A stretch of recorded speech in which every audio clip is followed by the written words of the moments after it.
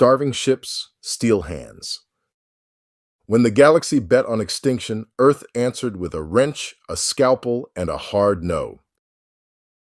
Commander Starr's bridge smelled like copper and wet earth, the scent of a living ship bleeding itself dry. The hearth carrier San shuddered again, not from enemy fire, from hunger. Across the Hollowell, the rest of the Kthari refugee flotilla drifted like a bruised school of whales, organic hulls mottled with gray lesions, membrane sails sagging, bioluminescent veins flickering weakly in the black. The ships weren't just transports, they were elders, nurseries, bodies, and bodies were failing. Starr pressed his palm to the ship's inner wall. The bioskin was cool, too cool. It should have been warm, responsive, like a pulse you could lean on. The ship answered with a faint tremor, a tired acknowledgement in the shared consciousness, a collective whisper, not enough. Behind them, 2 days out by hard burn, the Koran Empire's pursuit fleet carried what the Korans called purity munitions. Planet killers with a polite name and a stupidly effective outcome. Kthari children slept in clusters under dim nutrient lamps. Adults rationed their own synaptic gel to keep the ships awake. A refugee species feeding itself to its lifeboats. Starr looked at the old survey star map again. One dead-end option remained. A primitive blue world on the edge of a forgotten corridor. Earth. Species. Humans. Threat assessment. Low. Capability assessment. Unknown. Starr inhaled, then issued the order that would either save his people or deliver them to a different kind of execution. Set course. We go to Earth. The misread. The Kthari had learned to fear arrogance more than lasers.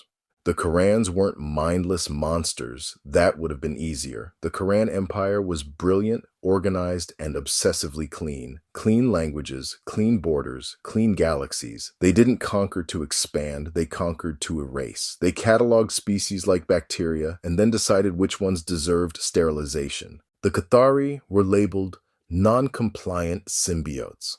Their crime wasn't violence, it was existence. The Kthari lived in communion. Ship and crew bound through a shared consciousness called the thread, a bio-network that carried emotion, memory, pain, and intention. Their technology wasn't built, it was grown. Their ships weren't manufactured, they were raised. The Korans considered that an abomination, so the Kthari ran. They ran until their living fleets became living coffins. The ships were designed for migration between rich biospheres, systems with nutrient fields, spore clouds, radiation patterns their hulls could metabolize, but the Korans forced them through barren lanes and scorched systems. The ships were starving, and a starving living ship doesn't just run low. It suffers. Worse, the Kthari suffered with it. Their thread made them resilient in battle, but brutal in famine. Pain wasn't private. Grief wasn't personal. Every starving ship made every Kthari feel the same slow, gnawing collapse. Commander Starr had one card left: Earth, a world the Korans dismissed as industrial primates, playing with crude alloys. Old survey notes said the humans were fractured into tribes and constantly arguing. The Koran's flawed assumption was simple: a primitive world won't interfere. And even if it does, it can't.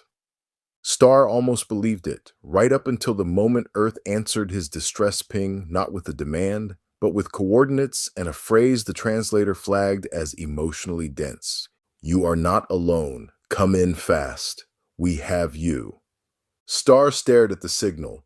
The thread around him pulsed. Not hope, not yet. More like confusion.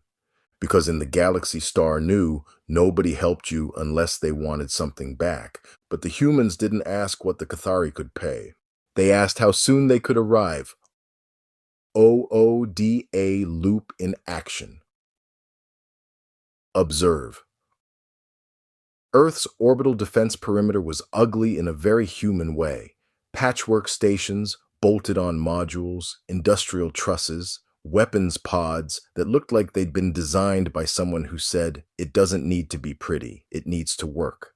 A formation of human interceptors met the Kthari flotilla at the edge of the gravity well. Their ships were metal, Loud, hot, obvious. And yet their approach was careful. No targeting lasers, no aggressive lock tones. Instead, a calm voice came through on open channel, accented but steady. This is Admiral Nguyen, Earth Defense Command. Commander Starr, you are cleared to enter. We've staged medical, we've staged engineering, we've staged food, whatever you call food for living ships. Your pursuers are 2 days behind you. Starr hesitated. The thread behind him rippled with distrust. Help was usually bait. Nguyen continued, like she'd already decided the argument was over. Good, that gives us time. A second voice cut in, deeper, rougher. Captain Dame here, welcome to Earth. Don't worry, we're allergic to genocide. Starr blinked. The translator spit out a direct equivalent. No diplomatic padding, no euphemisms. Another voice, sharp, precise, with the cadence of someone who'd taught people how not to die. Master Sergeant Lila, Commander, your ships look like they're in pain. We can see it. We're not waiting for you to collapse in our driveway. The Kthari flotilla drifted past human stations. Scans mapped the biohulls. The human sensors were brutal in their honesty. Thermal dead zones, failing nutrient veins, necrotic armor plates. The ships were dying in public. Starr expected fear. Instead, he heard urgency, like an emergency room. The thread picked up something else. Human crews broadcasting calm. Not synthetic calm, trained calm. The kind that comes from having already dealt with disaster and deciding you don't have time to panic today. Starr finally answered. Admiral Nguyen, we accept assistance. And for the first time in weeks, the thread pulsed with something like relief. Immediately followed by guilt, because relief meant admitting how close to death they truly were. Orient. Inside Earth's primary orbital dock, Dock 7, labeled in 3 different languages and one that looked like an angry stencil. Chief Engineer Tony Ferguson walked the length of the San's exposed flank with a scanner in one hand and a coffee in the other. He stopped at a blistered patch of hull and frowned. This isn't damage, he muttered. This is malnutrition. A Kthari bioengineer, pale and trembling, nodded. The ship consumes radiation, particles, spores. In rich lanes it feeds. We have been forced through dead space. Tony tapped the hull with his knuckles, as if it were steel. It wasn't. It responded like skin. Your ship is starving, he said, like he was diagnosing a dog someone neglected. That's why your systems are failing. You're not running out of fuel. You're running out of life. Nearby, Dr. Mark Jones adjusted his headset and listened to the Kthari medical team explain the thread. Shared consciousness, Mark repeated, slow. Not telepathy exactly, more like a biological network. Kthari are nodes, Commander Starr said, voice low. Ships are nodes. Pain travels, fear travels, hunger travels. Mark's eyes narrowed. So every injury is distributed. Yes. Mark looked away for a moment, like he needed to swallow something bitter. That's effective for coordination. It is lethal for suffering, Starr answered. Admiral Nguyen joined them, flanked by Captain Dame and Master Sergeant Lila. Nguyen's gaze moved over the ship's gray lesions. Her face hardened, not dramatic, not performative, just precise. What did the Korans do to you? She asked. Starr didn't sugarcoat it. The Kthari never had the luxury. They erase worlds. They call it purification. They do not conquer. They delete. Nguyen's jaw tightened. Genocide. Starr nodded. Nguyen's next words were not diplomatic. They were policy. Then it's our war too. Dame exhaled through his nose. Figures. We were overdue. Lila stepped closer to the Kthari crew, close enough that the thread brushed her. She didn't flinch. She didn't posture. She simply said, You're safe here. Now we work. This was the misread on the Koran side. They believed primitive meant cowardly. They believed industrial humans would hesitate without a treaty, a vote, a decade of committees. They did not understand a species that could look at genocide and treat it like a fire in the neighbor's house. Not their problem. A fire. And humans had a long history of throwing themselves at fires. Decide. Earth Defense Command called an emergency war council. It lasted 12 minutes. Nguyen laid it out. Quran fleet arrives in 48 hours. Our orbital defenses can hold, but we'll bleed. The Kthari ships are failing. If they can't maneuver, they die here, and we fight in our own sky. Tony Ferguson snapped his fingers. Their ships aren't broken. They're starving. We can feed them. A lieutenant blinked. Feed ships? Tony stared like the kid just asked if gravity was optional. Yeah, feed them. We have industrial reactors, fusion plants, radiation collectors, atmospheric processors.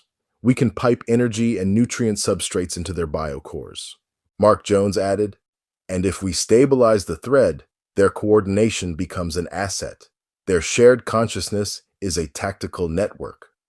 Lila leaned in. And if we integrate crews, we increase response speed. Human discipline plus Kthari bio-instinct. That's synergy. Dame smirked. That's a fancy way of saying we stop being two separate problems. Nguyen's decision came clean.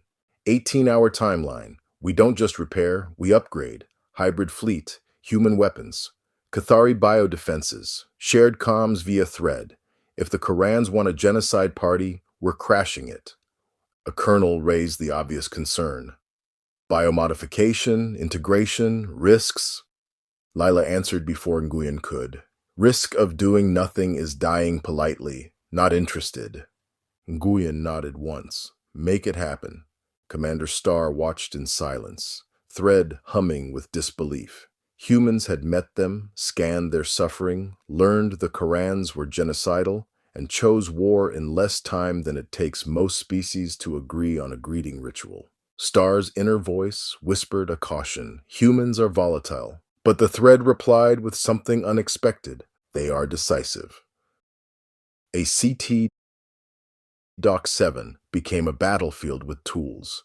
Human mechanics crawled over Kthari hulls in magnet boots, bolting on armored plates shaped like ribs. Kthari biosmiths extruded living tissue into the seams, bonding metal to membrane like grafting skin onto bone.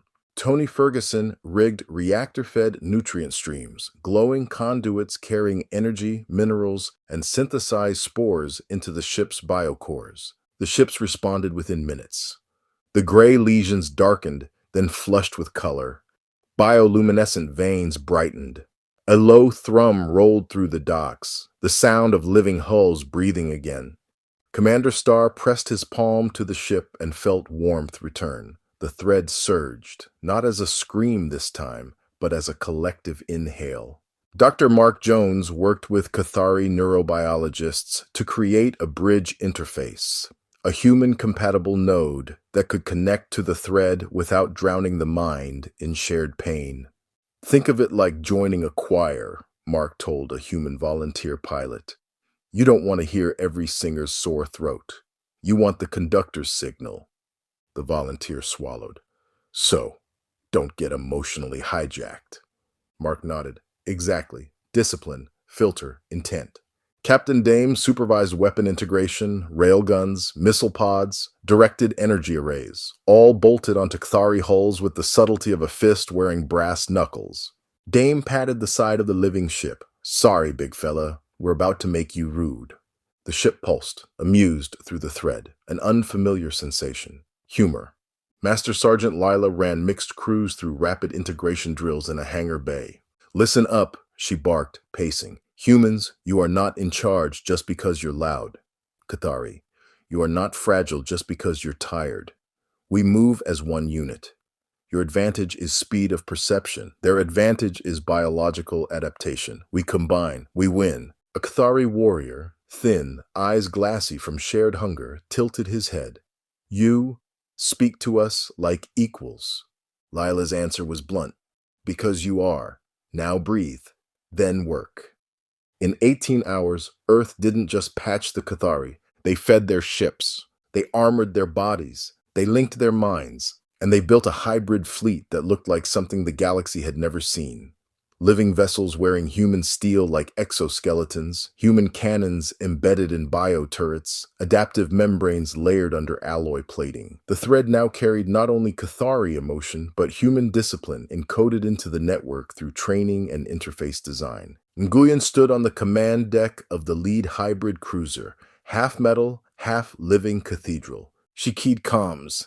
Korans arrive in 6 hours. The dock fell silent. Then Commander Starr spoke softly, and the thread carried it to every mind. We will not run. Dame cracked his neck.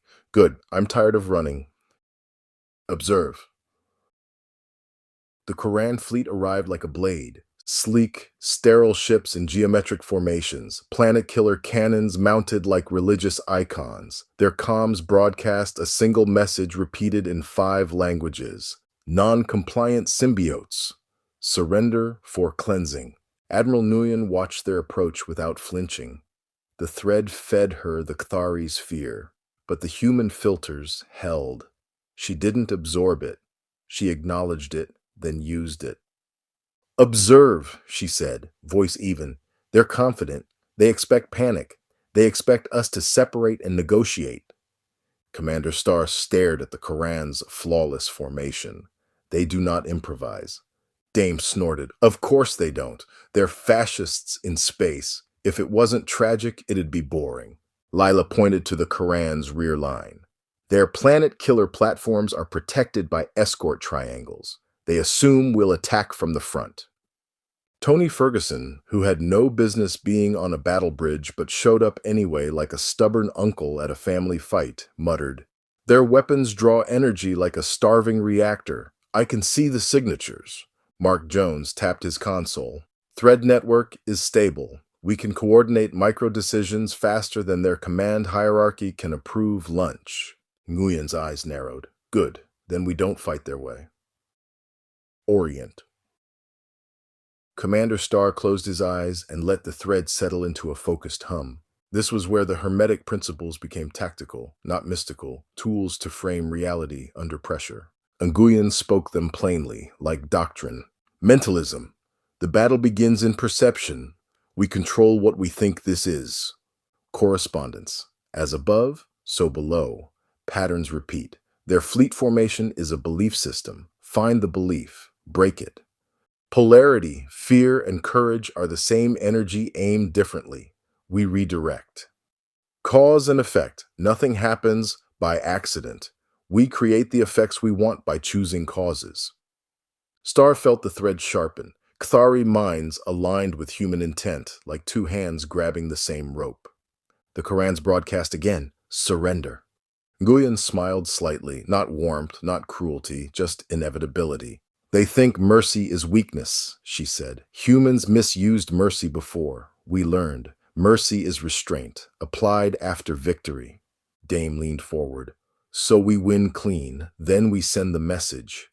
Lila's gaze was ice. And we do not let them retreat to kill someone else. Nguyen nodded. Correct. Sighed. Nguyen issued the plan in short, disciplined commands. Hybrid fleet split into 3 swarms. Kthari ships lead with adaptive shields. Human rail platforms ride inside your membrane wake. Use thread coordination for predictive timing. Commander Starr added to the thread, we move like water. We do not meet the blade. We flow around it. Tony Ferguson injected a last-minute systems hack. We can metabolize their weapons discharge. When they fire planet killers, their radiation spike becomes food for our ships. We siphon the edge. Mark Jones's voice tightened.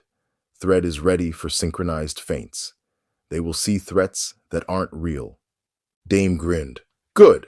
Let's gaslight a genocide empire. Lila didn't grin. She checked her team's biomod link. Pulse steady. Breath steady. Decision accepted, she said. Risk accepted.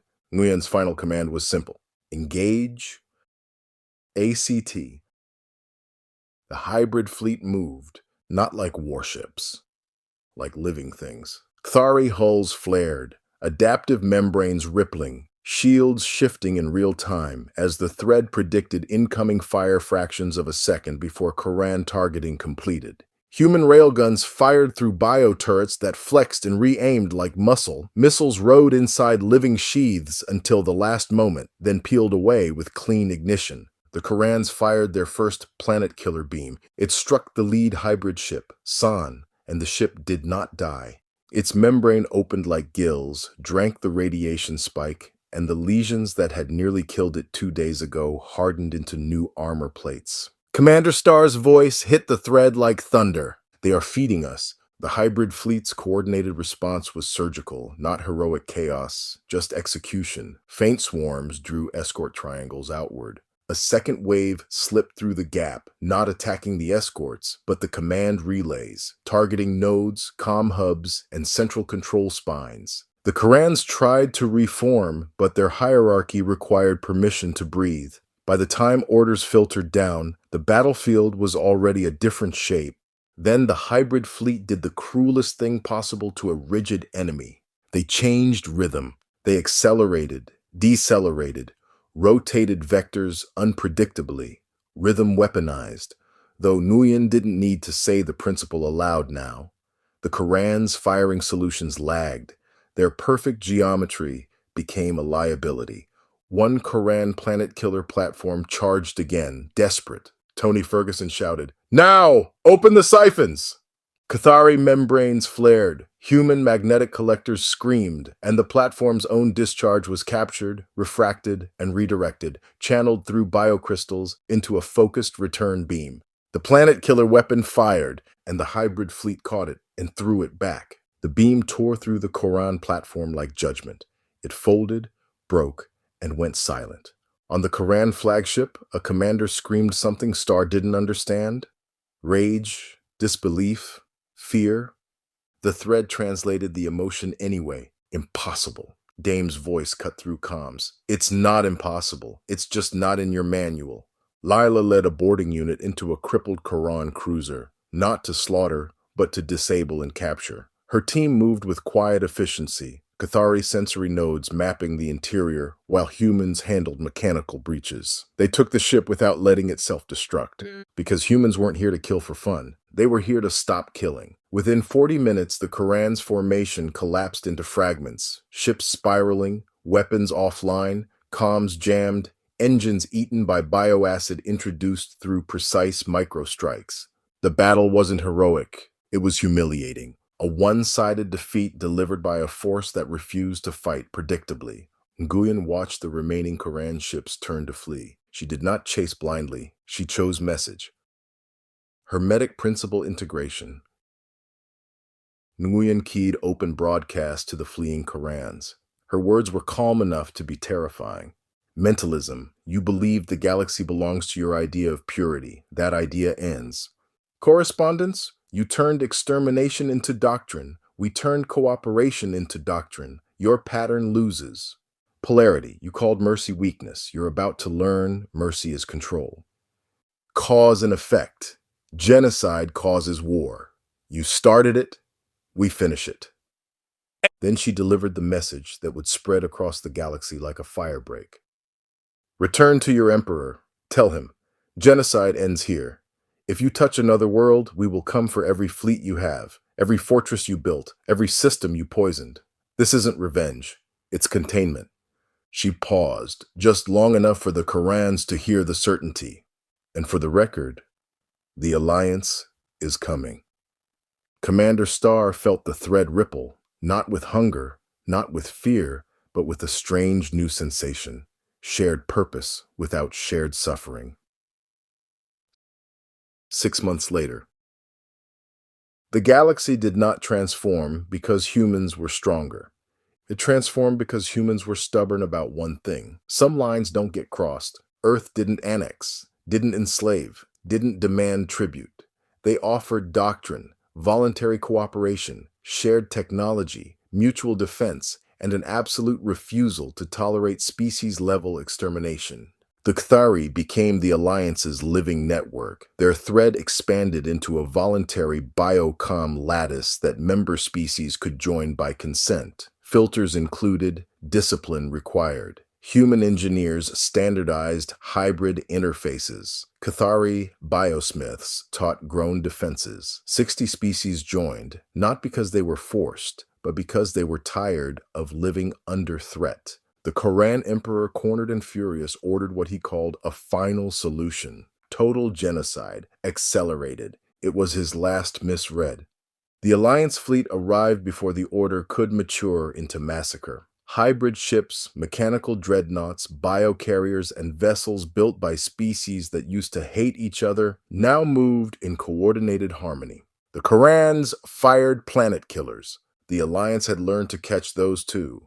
The Empire ended not with a triumphant speech, but with a clean dismantling, strategic strikes, surrender corridors, and war crime tribunals broadcast to every system. A galactic council formed, not as a utopia, but as a rule set. One principle carved into the hull in 100 languages: no species has the right to destroy another. Commander Star returned to the San, now healthy, armored, glowing like a restored elder. He placed his palm on its warm living wall and felt something he hadn't felt since before the war began. A future. Coach DC Breakdown. Here's what happened without the Hollywood perfume. What they saw versus what was real. Korans saw a primitive world, a dying refugee fleet, and a predictable moral hesitation. Reality. Humans don't need advanced biotech to be dangerous. They need clarity, urgency, and a line in the sand. The key OODA turning point. The pivot was Orient. Humans correctly diagnosed the real problem. The Kthari ships weren't damaged, they were starving, and fixed the root cause fast. That created the time and capacity to fight. Then they decided to upgrade, not just repair. That decision changed the battle before it started. Hermetic principles used, tactically, not spiritually. Mentalism, controlling the frame. This wasn't someone else's conflict. It was a moral fire spreading toward everyone.